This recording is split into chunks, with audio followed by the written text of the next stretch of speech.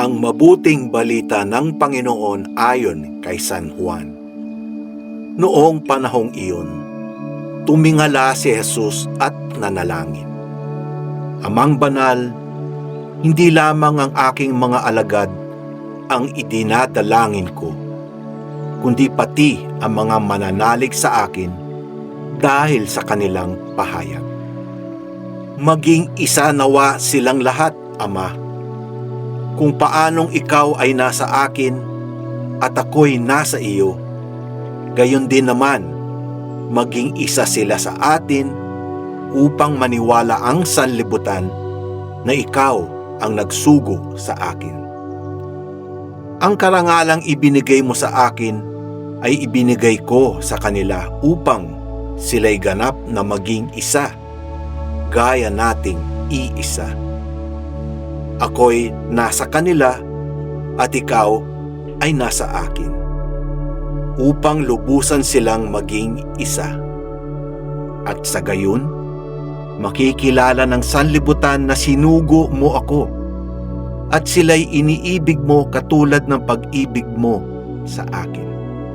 Ama, nais kong makasama sa aking kinaroroonan ang mga ibinigay mo sa akin, upang mamasdan nila ang karangalang bigay mo sa akin, sapagkat inibig mo na ako bago pa nilikha ang sanlibutan.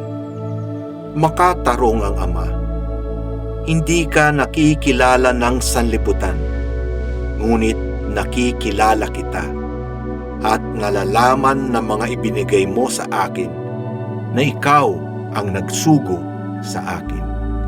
Ipinakikilala kita sa kanila at ipakikilala pa, upang ang pag-ibig mo sa akin ay sumapuso nila at ako na may sumakanila. Ang mabuting balita ng Panginoon. Pinupuri ka namin, Panginoong Hesukristo. Maging isa nawa silang lahat. Ang panalangin ni Jesus para sa pagkakaisa ay isang matinding paanyaya sa atin upang manatili sa iisang tunay na iglesia, ang Iglesia Katolika. Sinabi ni San Cipriano, walang makakakuha ng gantimpala ni Kristo kung hindi siya mananatili sa katotohanan ng Iglesia ni Kristo. Ang pagkakaisa ng iglesia ay hindi isang opsyon, kundi isang misyon, sapagkat ito mismo ang kalooban ng Panginoon. Ang Iglesia Katolika ang itinatag ni Kristo, at sa pamamagitan nito na ipapasa ang kanyang turo at biyaya mula sa mga apostol hanggang sa ating panahon.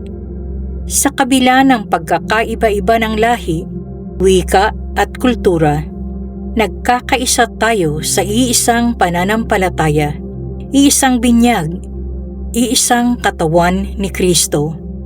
Ang pagiging bahagi ng iglesia ay hindi lamang isang individual na paniniwala, kundi isang aktibong pakikibahagi sa misyon ng pag-ebanghelyo at pagmamahal sa kapwa.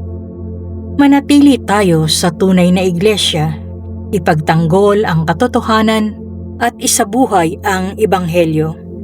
Sa ating pagkakaisa, maisasabuhay natin ang pagmamahal ni Kristo sa buong mundo. Ipahayag natin ang pananampalatayang Katolika sa pamamagitan ng tuwirang pagtuturo ng mga aral nito sa ating tahanan at mga kalagayan.